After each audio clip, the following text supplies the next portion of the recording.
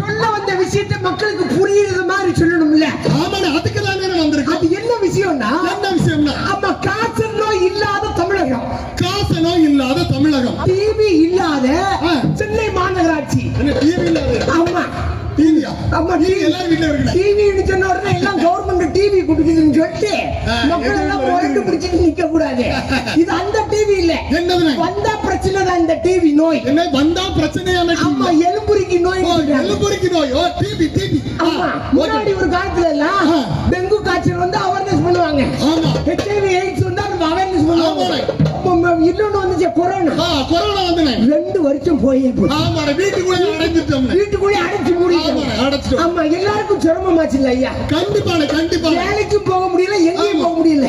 இந்த நோயின்னு ஒண்ணு வந்துச்சுன்னு வச்சுக்கீங்களேன், குடும்பமாவே நாசமா போயிடும். ஆமாண்ணே, நாசமா போச்சுண்ணே. நோய் வரக்கூடாது, ஆமாண்ணே, வீட்டுல குடி பழக்கம் வரக்கூடாது.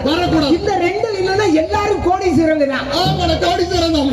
ஆமா, அப்போ இந்த நோய் வராம இந்த காசு நோய் இல்லாத தமிழகத்தை உருவாக்கணும்னு நம்ம கவர்மெண்ட் முடிவு பண்ணிருக்கு. நம்ம அரசாங்கம் முடிவு பண்ணிருக்கு. கவர்மெண்ட் முடிவு பண்ண போதுமாக்கா?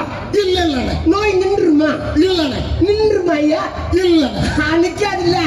நம்ம மக்கள் முடிவு பண்ணணும்ல. ஆமாண்ணே, மக்கள் முடிவு கண்டிப்பா பண்ணணும். ஆமா, காய்ச்சல் நோய்னா என்ன, அதனால என்னென்ன பிரச்சனைகள் வருது, அதை எப்படி எப்படி தடுக்க முடியும் கண்டிப்பா அப்படிங்கிறது மக்களுக்கு தெரிஞ்சாதானே செய்வாங்க.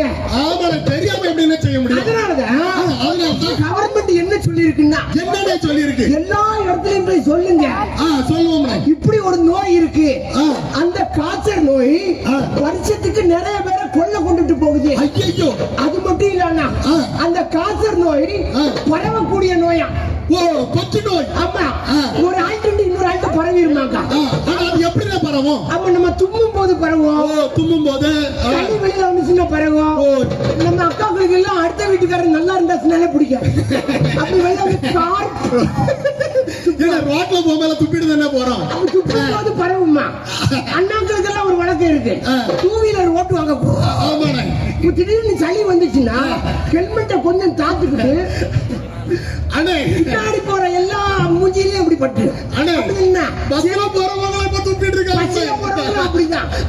அப்ப கவர்மெண்ட் என்ன சொல்லுதுன்னா, டிவி நோய் பரவக்கூடிய நோய், ஒரு நபர்கிட்ட இன்னொரு நபருக்கு பரவிருமா?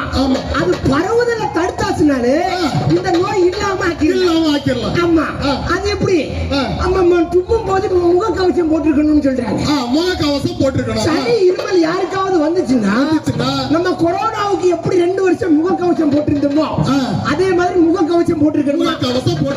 அப்போ அந்த சளி வெளியில போகாது இல்ல. இன்னொரு பழக்கம் இருக்கு, நம்ம அக்காவுக்கு எல்லாம் திடீர்னு தும்மல் வந்துச்சுன்னா இப்படிதான் கை, இதே கையில அப்படி கட்டிருக்காங்க. கையில குழந்தைய எடுப்பாங்க, இதே கையில அப்படி நல்லா முழுக்க சாப்பிடுவாங்க. ஏன்னா நமக்கு தான் கை கழுவக்கூடிய பழக்கமே கிடையாது. அதனால கவர்மெண்ட் என்ன சொல்லுதுன்னா, இருமும் போது கவலைப்படாதீங்க, இப்படி வச்சு